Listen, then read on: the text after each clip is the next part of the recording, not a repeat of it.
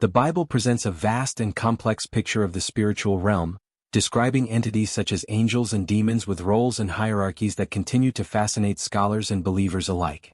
In both the Old and New Testaments, these beings emerge as powerful forces, influencing the material world and acting according to divine or malevolent purposes. The role of angels in the biblical narrative is deeply woven into the fabric of God's communication with humanity, His protection, and His judgment. They are often depicted as messengers, warriors, and ministers of God's will, bound by a strict hierarchy that mirrors to some degree earthly structures of authority. The Hebrew Bible or Old Testament provides some of the earliest references to angels, although the term angel, from the Greek angelos and the Hebrew malach, meaning messenger, does not always imply a distinct spiritual entity as it does in later texts. In many cases, angels are simply understood as God's instruments, intermediaries sent to carry out specific tasks. However, as biblical literature evolved, so did the portrayal of these beings.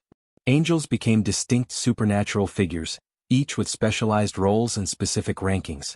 Archangels, for instance, are considered to hold higher authority, with Michael often depicted as a leader in spiritual warfare and Gabriel as a primary messenger of divine revelations. The New Testament further elaborates on the nature of angels, particularly in relation to the coming of Jesus Christ. In the Gospels, angels announce Christ's birth, assist him in moments of weakness, and proclaim his resurrection. Here they are shown as beings intimately involved in the unfolding of God's salvific plan. However, they remain distinct from humans, often stressing their own servitude to God and their limitations in comparison to His omnipotence. Despite their closeness to the divine, angels are not objects of worship. Instead, they direct all honor and glory to God alone. Paul's epistles further caution believers against the worship of angels, emphasizing that these beings serve as God's ministers rather than divine entities in themselves. In contrast to angels, demons represent forces of opposition to God's will.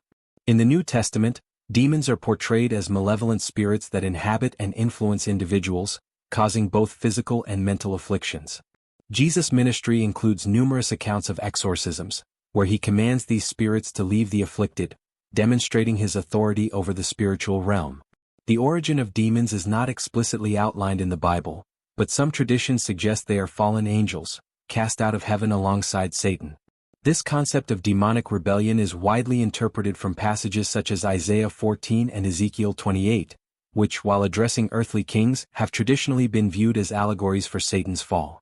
Satan, originally a high-ranking angel, becomes the leader of these forces of darkness, a role further elaborated in apocryphal and early Christian literature. The hierarchy among demons, though less structured than that of angels, hints at a kingdom of chaos and rebellion. Unlike the organized, mission-driven nature of angelic beings, demons are portrayed as chaotic entities whose main purpose is to disrupt God's creation. They exploit human weaknesses, instigate sin, and often seek to undermine the faithful. However, despite their influence, the Bible consistently depicts them as ultimately subordinate to God's power. The hierarchy of angels, as described in various biblical passages and expanded upon in later theological writings, reflects an organized and purposeful structure within the spiritual realm. In Christian tradition, this hierarchy is often broken into multiple orders or choirs, each with distinct functions and attributes. These choirs are generally divided into 3 spheres, with each sphere consisting of 3 orders. The first sphere, closest to God, includes the seraphim, cherubim, and thrones. Seraphim are described in Isaiah 6 as beings of intense purity and light, perpetually worshiping God and proclaiming His holiness. Cherubim, referenced in Genesis and Ezekiel, are depicted as powerful guardians, often associated with God's throne and with the protection of sacred spaces. Thrones, mentioned in the New Testament, are thought to embody God's justice and serve as conduits of His divine will. The second sphere consists of the dominions, virtues, and powers. These beings are tasked with governing the activities of the lower angels and ensuring the order of the cosmos. Dominions, as their name suggests, exert authority over the lower ranks, administering God's commands to ensure harmony and alignment with His plan. Virtues are often associated with the bestowal of grace and miracles, functioning as channels through which God's power flows into the world. Powers, on the other hand, are frequently depicted as warrior angels who defend against the encroachment of evil, battling the forces of darkness and safeguarding the spiritual order. The third sphere is comprised of the principalities, archangels, and angels, the beings most directly involved with humanity. Principalities are thought to oversee nations and communities, guiding their spiritual well-being and often intervening in times of crisis. Archangels, including figures like Michael and Gabriel, are central figures in the biblical narrative, engaging directly with humanity to deliver significant messages and undertake missions of profound impact. Regular angels, the lowest in this hierarchy, serve as guardians and messengers, often acting as personal protectors for individuals and offering guidance in moments of moral or spiritual decision. Demons, in contrast, are depicted as chaotic entities that defy this divine structure. They are often associated with Satan, who, according to Christian belief, was once an angel but fell due to pride and rebellion. Demonic entities are thus viewed as fallen beings that mirror and pervert the order of God's kingdom. Unlike the structured roles of angels, demons operate within a hierarchy that is more tumultuous and centered around power and domination. Their purpose is to sow discord, temptation, and destruction, undermining humanity's relationship with God. The New Testament portrays demons as forces that inhabit and torment individuals, causing various forms of suffering. Jesus' ministry is particularly focused on liberating individuals from demonic oppression, emphasizing that God's power ultimately supersedes that of any evil force. Satan, often referred to as the Prince of Demons or the Accuser, represents the ultimate adversarial force in biblical literature. In texts such as Job, Satan appears as an accuser in the heavenly court, questioning and challenging human fidelity to God. By the New Testament, however, he is characterized as the enemy of Christ and humanity, embodying deception and corruption. His role is not merely to oppose God passively but actively to seek the destruction and enslavement of souls. This antagonism is highlighted in Revelation, where Satan and his followers are depicted as waging a final battle against God, a battle that ultimately ends in their defeat.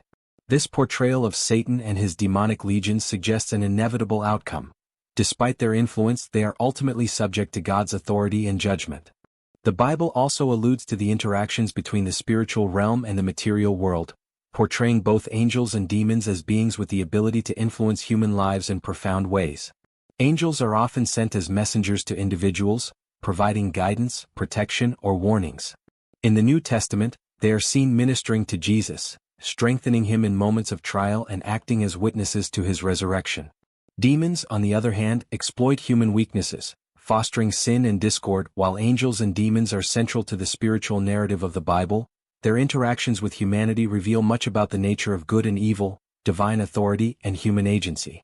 Angels, as divine messengers, often appear at crucial moments in biblical history, marking significant transitions in God's plan. For instance, Gabriel's visit to Mary heralds the coming of the Messiah, a pivotal event that changes the course of humanity. Similarly, angels appear to shepherds, to Joseph, and at the empty tomb, signifying divine involvement in humanity's journey toward redemption. These encounters highlight the role of angels not only as observers but as active participants in God's unfolding plan. Their messages often carry instructions, warnings, or comfort, but always emphasize God's ultimate sovereignty and love for his creation. Demons, however, operate from a position of rebellion and subversion. Their influence seeks to distort and corrupt, exploiting human vulnerabilities and instigating suffering. In many New Testament accounts, demonic possession manifests through illness or mental distress, and Jesus' interactions with the possessed underscore his authority over these forces. When casting out demons, Jesus often silences them, revealing that they recognize his identity and power. This interaction demonstrates that, despite their opposition to God's purpose, demons cannot withstand divine authority. Jesus' authority over them also offers a powerful message of liberation for believers, illustrating that evil, though present, does not hold ultimate dominion. The ultimate fate of angels and demons, as described in the Bible, reflects the culmination of God's judgment. Angels are often depicted as awaiting the final fulfillment of God's kingdom, aligned with his purposes and prepared for an eternal existence in his presence. Demons, on the other hand, are destined for destruction. The book of Revelation provides a vivid image of the final conflict between good and evil, culminating in the defeat of Satan and his followers. This eschatological vision reinforces the notion that evil, while temporarily powerful, is ultimately temporary and will be eradicated in God's final judgment. The lake of fire, reserved for Satan and his fallen angels, symbolizes this eternal separation from God and serves as a reminder of the consequences of rebellion against divine authority. These spiritual beings serve as reminders of the ongoing struggle between good and evil, a theme that permeates the biblical narrative. Angels embody obedience, purity, and divine purpose, while demons represent chaos, pride, and disobedience. Their contrasting roles underscore the importance of free will, both in the spiritual realm and in human experience. Humanity, positioned uniquely in creation, possesses the ability to choose between following God or succumbing to temptation, a choice reflected in the biblical accounts of angels and demons. The teachings of the Bible concerning angels and demons ultimately aim to provide insight into the nature of God's kingdom and the cosmic battle for righteousness. For believers, angels offer reassurance of divine protection and guidance, reinforcing the message that God remains intimately involved in the lives of His people.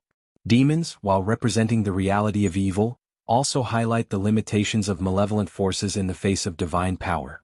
The spiritual realm, as portrayed in the Bible, thus reveals a complex yet ordered cosmos where every being, whether angelic or demonic, has a role that ultimately contributes to the fulfillment of God's sovereign will. Through these depictions, the Bible invites believers to a deeper awareness of the spiritual dimensions of existence. While the material world is tangible and immediate, the influence of the spiritual realm is pervasive, shaping events and guiding individuals toward their ultimate destiny. Angels, as God's messengers and protectors, affirm His presence and providence, offering hope and strength to the faithful. Demons, as adversaries, serve as reminders of the dangers of pride and rebellion, underscoring the importance of vigilance and faith. In the end, the biblical narrative presents a view of the spiritual realm that not only reveals the nature of these beings but also speaks to the eternal choices and moral paths set before humanity.